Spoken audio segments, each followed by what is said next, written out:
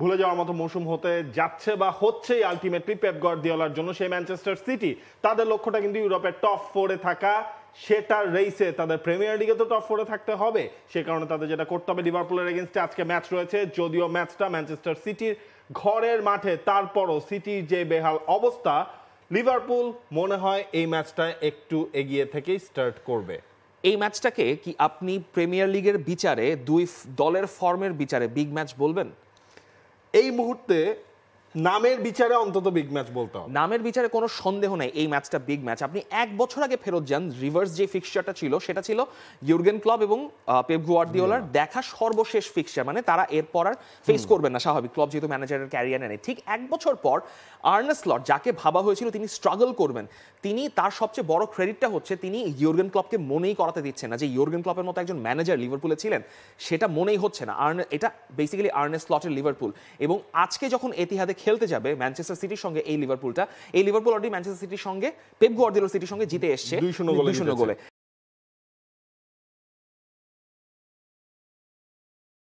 এবং তারপরও এই স্লট তিনি এখনো পেপ গার্দিওলাকে ছোট করে দেখছেন না, বা ছোট করে দেখার তো কোনো প্রসঙ্গই নেই। কিন্তু যখনই ম্যানচেস্টার সিটি কিনে লিভারপুল অর্থাৎ আর্নে স্লট কথা বলছেন, তখন এই স্লট পেপ গার্দিওলাকে সম্মান দিয়েই কথা বলছেন, দারুণ একটা ফুটবল টিম এবং তারা তাদের ছন্দে ফেরার ইঙ্গিত দিচ্ছে।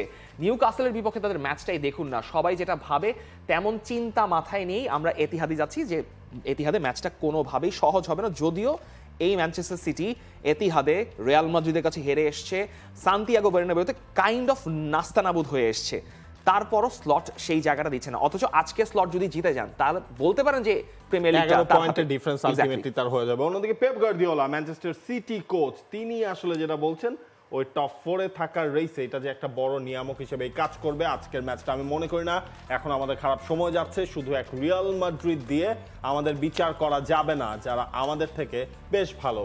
প্রিমিয়ার লিগকে আমরা বেশি গুরুত্ব দিচ্ছি, প্রিমিয়ার লিগকে গুরুত্ব দেওয়ার ম্যাচেও কিন্তু আলটিমেটলি পেপ গার্দিওলার সেই ইনজুরি প্রবলেমটা তার রয়েছে। লাস্ট ম্যাচে আমরা দেখলাম জন স্টোনস রিয়াল মাদ্রিদের এগেইনস্টে ম্যাচে তিনি ইনজুরিতে পরে মাঠ ছাড়লেন, সেই জন স্টোনসকেও কি আজকে পাওয়া যাবে? না যাওয়ার সম্ভাবনাই তো বেশি। তবে হল্যান্ডকে নিয়েও একটা শঙ্কা আছে, এখনো ফুললি তিনি 100% কিনা সেটাও বোঝা যাচ্ছে না।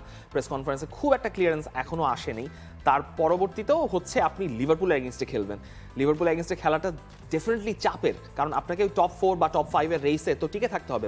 মানে বাকি দল ফল করছে ঠিক আছে, চেলসি ফল করলো, বোর্নমাউথও গতকালকে ম্যাচ হেরে গেছে, আর্সেনাল ফল করেছে, তারপরও কিন্তু লিভারপুলের সঙ্গে ম্যাচটা খুব ডিফিকাল্ট হবে। এবং এটা অফিশিয়ালি আপনি বলতে পারেন আনুষ্ঠানিকভাবে পেপ গার্দিওলার ম্যানচেস্টার সিটি, অর্থাৎ পেপ গার্দিওলা আসার পর এটা অফিশিয়ালি ম্যানচেস্টার সিটির সবচেয়ে বাজে মৌসুম। কারণ যদি আপনি পয়েন্টের ট্যালিটা হিসাব করেন, তবে এই যে 7-8 বছর গিয়েছে, বা এর চেয়ে তো বড় একটা সময়, 8 বছরের টেনিউরের মধ্যে এত কম পয়েন্ট গেম উইক 25 এর পর ম্যানচেস্টার সিটি কখনোই অ্যাকিউমুলেট করে নাই পেপ গার্দিওলার অধীনে। সর্বনিম্ন এর আগে ছিল 57, কিন্তু এবার সেটা 44। আপনি যদি মানে পয়েন্টের গ্যাপটা দেখেন, সেটা অনেক অনেক বড়। কারণ হচ্ছে 2017-18 সিজনে ম্যানচেস্টার সিটি এই গেম উইকের পর 72 পয়েন্ট পেয়েছিল, এর পরবর্তীতে সর্বনিম্ন ছিল 57। গত মৌসুমে তারা এই মুহূর্তে 60 পয়েন্টসে ছিল, লিভারপুল যদিও টপে ছিল, তারপর তো ম্যানচেস্টার সিটি জিতে গেল। কিন্তু এবার সিটির পয়েন্ট মাত্র 44।